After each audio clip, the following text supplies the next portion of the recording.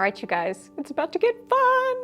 Time to learn some chords. Now, in bluegrass and folk music, there are literally hundreds of songs we can play with just 3 chords. And we'll discover different ways that we can rearrange those and use those as we go along. But on mandolin, it's such a great chordal instrument because if I teach you G, C, and D, this is something you're going to be able to learn quite easily because we have some really great 2-finger chords.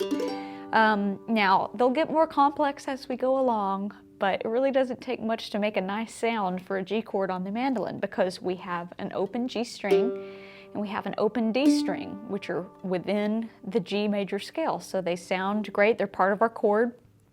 If we play the 2nd fret of the A string with our 1st finger,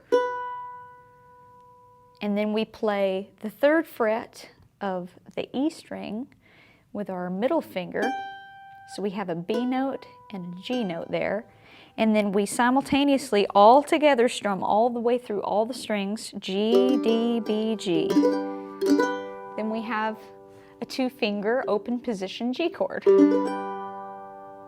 And you can just familiarize yourself with what that feels like to play all the way through it's really 8 strings, but think of it like 4, all 4 strings. And, you know, it takes a little bit more motion than when we're just playing single notes. So again, make sure you're not, over-exaggerating it too much. Just like playing single strings, we want to have a very contained right hand. We don't want to overcompensate in our patterns or motions. So you can practice trying to just start right on the G string, and then as soon as your pick makes it through the E strings, we'll stop. So just get used to what that feels like for a little bit.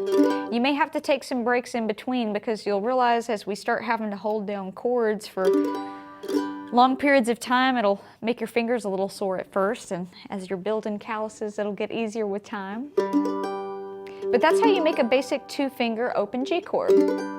Now, if we wanted to pair that with a C chord, which we'll talk about this as we go further along, but if you can kind of memorize G, C, and D as being a little happy family of their own, you'll understand more how those chords are related as we get further into things. But G, C, and D are chords that are often paired together, so they're often taught simultaneously together.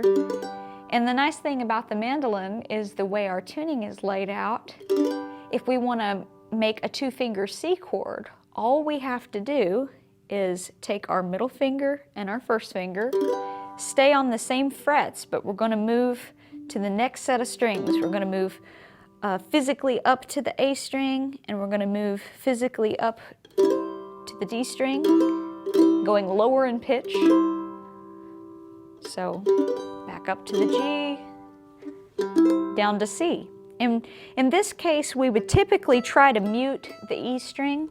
Now you could play it because E is part of our scale. We'll get into that a little later. It doesn't sound bad in there, but for the most part, we would typically try to mute the string. So how would we do that? Well, there's a couple different ways. You could just try to avoid playing it, but if you think about the way your hand is naturally angled, that is, if you go back to sort of the fundamentals of the left hand that we talked about, trying to make sure that you're not, choking up on the instrument too much. If you have a nice bend to your fingers already, odds are there's already a little bit of muting happening here because you're not tilting your hand like this to fully.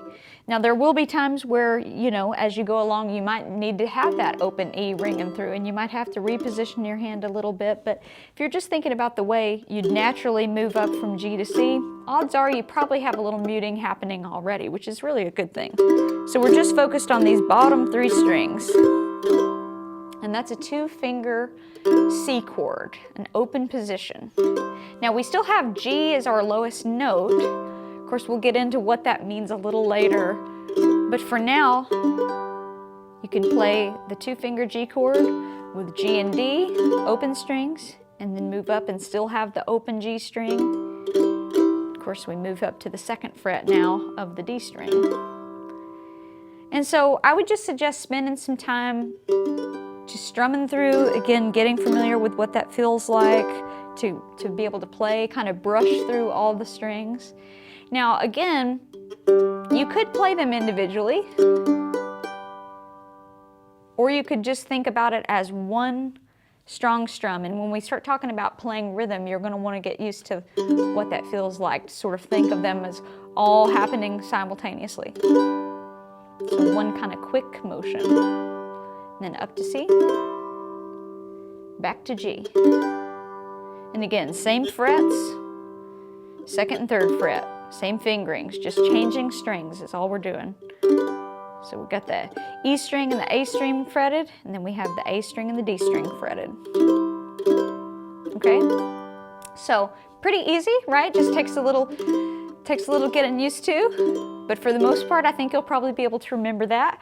All right, so moving to the 2-finger D chord. So we have an open D string, so we're going to take advantage of that, and this open A string is going to sound great in there.